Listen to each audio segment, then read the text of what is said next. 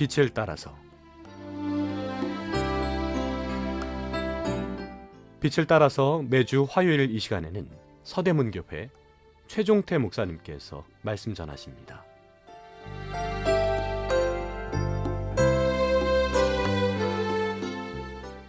애청자 여러분, 안녕하십니까? 지난 시간에요, 성경을 역사적 흐름에 따라 읽어가는 연대기 성경 읽기란 큰 제목을 가지고 계속 상고해 보겠습니다. 이번 시간은 모세 오경을 왜 기록하였을까란 주제로 은혜를 나누겠습니다. 기원전 15세기 말려 출애굽한 이스라엘이 요단강을 건너 가나안 땅을 차지하기 위해서 모압 평지에 모여 있었습니다. 40년 동안 이스라엘을 이끌며 존경받던 모세는 죽음을 앞두고 있었고, 리더십은 젊은 주동자 여호수아에게 위임되어 있었습니다. 이제 곧 이스라엘은 하나님이 약속하신 가나안 땅을 자기의 땅으로 만드는 것을 현실화시킬 즈음이었습니다. 그러나 이스라엘 백성에게는 많은 질문들이 기다리고 있었습니다. 이스라엘은 어떻게 생겨나게 되었는가? 특별히 이스라엘이 성취해야 할 일은 무엇인가? 이 모든 것 외에도 창조는 어떻게 시작되었는가? 창조의 목적은 무엇인가? 만약 이스라엘 백성이 하나님이 주권적으로 선택하신 하나님의 종이라면 어떻게 그들은 하나님의 위대한 구원 계획을 성취할 종의 역할을 감당할 수 있는가 등입니다. 이 모든 질문을 포함하여 모세 오경을 왜 기록하였는지를 설명해 주는 중요한 단서가 출애굽기 19장 1절에서 6절에 나옵니다. 읽어보겠습니다. 이스라엘 자손이 애굽 땅을 떠난 지 3개월이 되던 날 그들이 시내 광야에 이르니라. 그들이 르비딤을 떠나 시내 광야에 이르러 그 광야에 장막을 치되 이스라엘이 거기 산 앞에 장막을 치니라. 모세가 하나님 앞에 올라가니 여호와께서 산에서 그를 불러 말씀하시되 너는 이같이 야곱의 집에 말하고 이스라엘 자손들에게 말하라. 내가 애굽 사람에게 어떻게 행하였음과 내가 어떻게 독수리 날개로 너희를 업어 내게로 인도하였음을 너희가 보았느니라. 세계가 다 내게 속하였나니 너희가 내 말을 잘 듣고 내 언약을 지키면 너희는 모든 민족 중에서 내 소유가 되겠고 너희가 내게 대하여 제사장 나라가 되며 거룩한 백성이 되리라. 너는 이 말을 이스라엘 자손에게 전할지니라.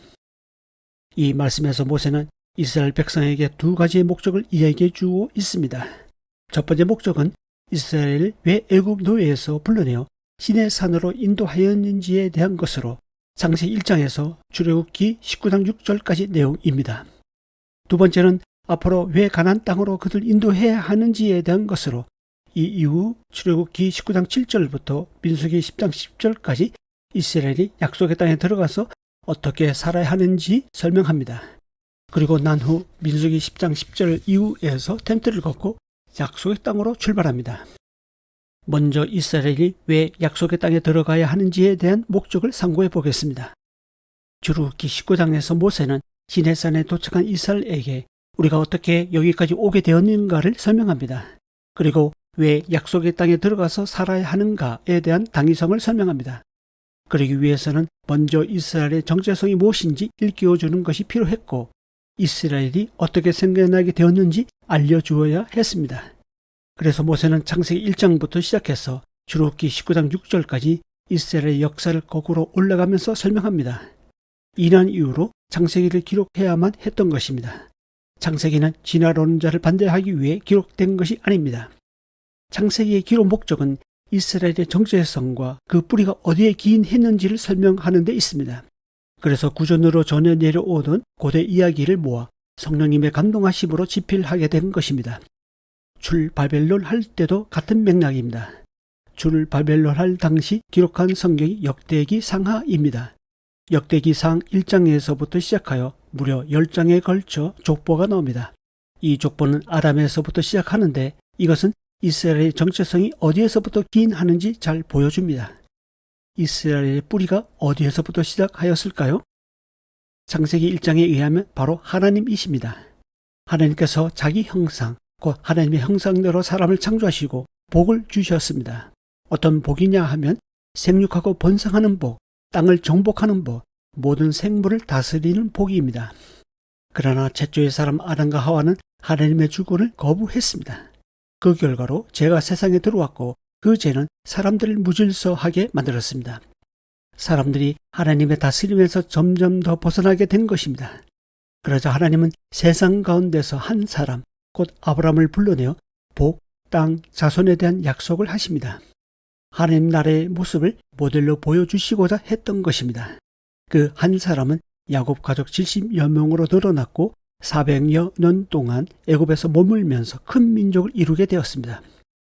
바로 그 백성이 하나님께서 애굽으로 인도하여 모압 평지에 이르게 한 이스라엘입니다.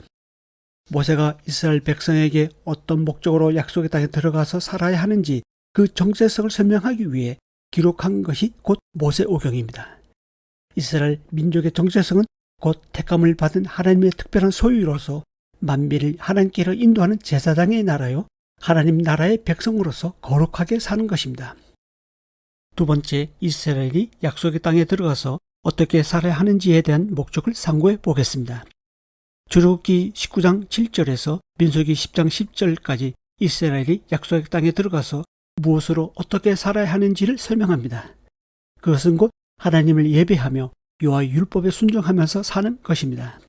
그러나 이스라엘은 약속의 땅에 들어가서 하나님 나라의 왕이 하나님의 다스림을 거부하는 일을 자주 범하면서 하나님의 백성으로서의 삶과는 점점 더 멀어지게 되었습니다. 이사야 5장 2절에는 열매 맺지 않는 이스라엘 백성을 향해 하나님은 다음과 같이 탄식하는 장면이 나옵니다. 땅을 파서 돌을 지하고 극삭품 포도나무를 심었도다. 좋은 포도 맺기를 바랐더니 들포도를 맺었도다. 4절에도 마찬가지입니다. 내가 좋은 포도 맺기를 기다렸거늘 들포도를 맺으면 어찌 됨인고. 하나님은 이스라엘을 애굽에서 뽑아내어 가나안 땅에 극상품 포도나무를 심으셨습니다. 좋은 포도를 기대하는 것은 농부의 마음입니다. 들포도는 사람의 돌봄을 받지 못한 야생 포도나무로서 사람이 먹기에 적합하지 못합니다. 반면 좋은 포도는 사람의 돌봄을 받음으로써 사람이 먹기에 좋습니다. 이스라엘은 하나님의 말씀을 스스로 거부함으로써 농부이신 하나님의 돌봄에서 벗어나서 스스로 들포도를 맺었습니다. 즉 이스라엘은 하나님의 영광을 드러내는 거룩한 하나님의 백성으로서 정체성을 가지고 살아야 하는 삶을 따르지 않았습니다. 그래서 예레미야, 에스겔 선지자를 통해 새로운 성령의 법의 지배를 받도록 새 언약을 약속하신 것입니다. 이 새 언약은 신약에 와서 예수 그리스도를 통해 성취되었습니다. 새 언약은 본래 유대인들에게 약속하신 것이었지만 예수 그리스도를 믿는 사람은 누구나 새 언약에 참여할 수 있는 특권이 주어집니다. 이것이 은혜입니다. 하나님은 믿는 사람에게 성령을 부어주심으로 새 언약 백성으로서 살아갈 수 있도록 모든 능력을 제공하십니다. 그래서 신약교회 성도들로 하여금 하나님의 영광을 드러내는 거룩한 나라요 하나님의 소유된 백성으로서 살아가게 하십니다. 곧 하나님의 영광을 드러내는 거룩한 나라요 하나님의 소유된 백성으로서 정체성을 가지고 살아가게 하십니다. 이 방송을 듣고 계신 애청자 여러분, 여러분은 어떤 정체성을 가지고 살고 있습니까? 하나님은 이스라엘이 육신이 연약하여 할 수 없는 율법의 요구를 생명의 성령의 법에 의해 이루게 하십니다. 한 주간도 하나님의 영광을 드러내는 택하신 족속, 왕같은 제사장, 거룩한 나라, 그의 소유가 된 백성으로서 살아가는 저와 여러분이 될 수 있기를 바랍니다. 다음 시간에 이어서 말씀드리겠습니다. 감사합니다.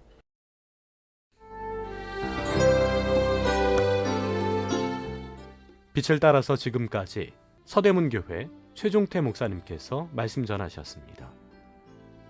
오늘 말씀 들으시고 신앙생활에 도움받기 원하시는 분들 지역번호 02-3141-5853 3141국에 5853번 서대문교회로 전화하시기 바랍니다.